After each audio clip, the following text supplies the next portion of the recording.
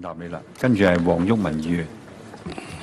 主席，嗱呢個咧就頭先局長都講咗啦，過渡性安排喺新嘅居屋落成之前嘅一個過渡性安排。咁政府即係都係見步行步，講句難聽啲。嗱呢個計劃最大問題係設計嘅人咧，對呢個居屋二手市場咧真係蒙昧無知。頭先亦都有啲即係委員提過㗎啦。嗱呢個居屋第二市場嘅成交近年係不斷萎縮嘅。由09年嘅2221宗到2010年嘅2181宗，係咪？再到2011年咧就1599，今年截至到10月咧就得1516。點解咧？因為呢個房屋市場嚴重失衡。嗱，連嗰啲未繳付補價都出咗啲綠表人士所富戶先負擔得嚟嘅。嗱，你就以10月份為例咧，富榮花園一單交易啊，尺價7398蚊啊，400幾萬啊，係咪？嗱，呢個居屋所謂第二市場咧，就已經漸漸失去幫助一啲所謂中下階層上車嘅作用。即係可以預見，除非政府增加土地供應，令到呢個房屋趨向，即係嗰個供應，即係市場，即係趨向平衡。否則呢一個計劃開放居屋第二市場，俾嗰啲白表買家咧，就會令個需求增加，第二市場嘅樓價咧就會攀升，係咪？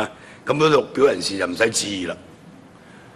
即係局長唔係一定要去瞓啲劏房咧，先可以感受得到，即係啲人冇屋住，或者一間劏房都講緊可以去到1萬蚊租，或者7000幾蚊租，係咪？政府係有政策可以解決呢啲問題嘅。啊，即係我哋跟住落嚟。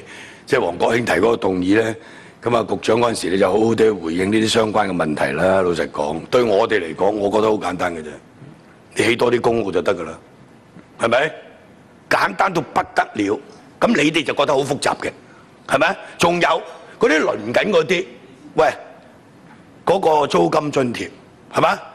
我哋上次一次唔知阿基都好似喺度嘅，我哋開咗一個即係申訴部嗰啲即係嗰啲個案會議，同房屋處啲人、同社會福利處啲人，主要就係你嗰個綜援領取綜援嘅租金津貼，你根本追唔上而家嗰個租金啊嘛，大佬啱唔啱啊？你老人家就話咗一定即係唔會有租管㗎啦，你話要有租管方剛啊呢啲啊咁，哇就殺死你㗎啦！成班呢啲即係資本家係咪？咁但係你唔要有租管，咁喺租管即係呢個冇租管之中，會唔會對啲低下階層嗰個租屋，除咗呢個綜援，社會福利署佢可以行政手段嘅，知唔使立法嘅？局長你知啦，係咪？俾多啲呢個所謂租金津貼，同埋另外而家輪緊嗰啲或者住緊呢啲屋嗰啲，你想辦法幫佢啊嘛？你而家對呢啲人有咩用啫？係咪？時間所限，唔好意思，局長你睇答唔答到？唔應該俾到時間俾局長答㗎啦。請阿盧偉國議員。